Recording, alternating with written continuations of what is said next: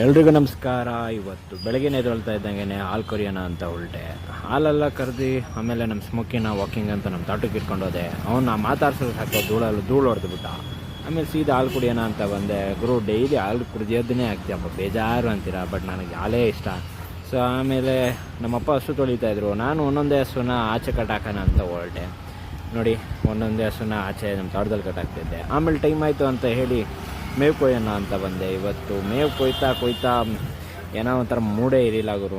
Full ಬಿಸಿ ಬೇರೆ ಇತ್ತು. ಹಾಗೆ ಬೇಗ ಎಲ್ಲ ಮೇವೆಲ್ಲ ಕೊಯ್ದುಬಿಟ್ಟು ನಾಷ್ಟ ಮಾಡೋಣ ಅಂತ ಹೊರಟೆ. ಇವತ್ತು ನಾಷ್ಟ ಬಂದ್ಬಿಟ್ಟು ಕ್ಯಾರೆಟ್ ಚಿತ್ರಾನ್ನ ಸೂಪರಾಗಿತ್ತು.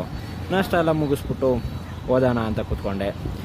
ಓದಬೇಕಾದ್ರೆ ಅದು ಏನೇನೋ ಗೊತ್ತಿಲ್ಲ ಗುರು, ಓದೋದನ್ನು ಬಿಟ್ಬಿಟ್ಟು ಹಿಂಗೆ ಎಲ್ಲ ನೆನಪು ಬಂದಿದ್ದೇನೆ ಅಂತ.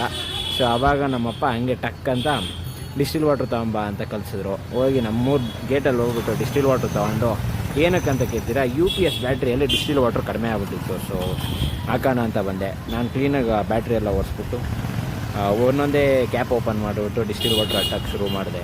ಆಮೇಲೆ ಬೆಣ್ಣೆ ಮುರುಗ್ ತೊಗೊಂಬಂದಿದ್ದೆ ಡಿಸ್ಟಿಲ್ ವಾಟ್ರ್ ತೊಗೊಂಬರೋಣ ಅಂತ ಹೋದಾಗ. ಓದ್ಬೇಕಾದ್ರೆ ಹೊಟ್ಟೆ ಹಸಿವು ಜಾಸ್ತಿ ಅಂತೀನಲ್ಲ, ಸೊ ಅದಕ್ಕೆ ಇದನ್ನು ತೊಗೊಂಬಂದಿದ್ದೆ. ಆಮೇಲೆ ಮಧ್ಯಾಹ್ನ ಊಟ ಇವತ್ತು ಮೊಟ್ಟೆ ಕೋಳಿ ಸಾರು ಮಾಡಿದರು. ಸೂಪರ್ ಆಯಿತು. ಮೊಟ್ಟೆ ಕೋಳಿ ಸಾರು, ಮುದ್ದೆ, ಒಂದು ಸ್ವಲ್ಪ ಫ್ರೈ ಕೂಡ ಮಾಡಿದರು. ಫ್ರೈ ಕೂಡ ಅಷ್ಟೇ ಇವತ್ತೇನು ಒಂಥರ ಡಿಫ್ರೆಂಟಾಗಿ ಮಾಡಿದರು ಮನೇಲಿ. ಸೂಪರಾಗಿತ್ತು. ಅದರಲ್ಲೂ ಲಿವರ್ ಅದೇ ಹೆವಿ ಇಷ್ಟ ನನಗೆ, ಅದು ಕೂಡ ಸಾಕಾಯಿತು. ಆಮೇಲೆ ಸಾಯಂಕಾಲ ಆಯಿತು ಅಂದ್ಬಿಟ್ಟು ಹಾಲು ಕರೆಯೋಣ ಅಂತ ಕೂತ್ಕೊಂಡ್ರಿ.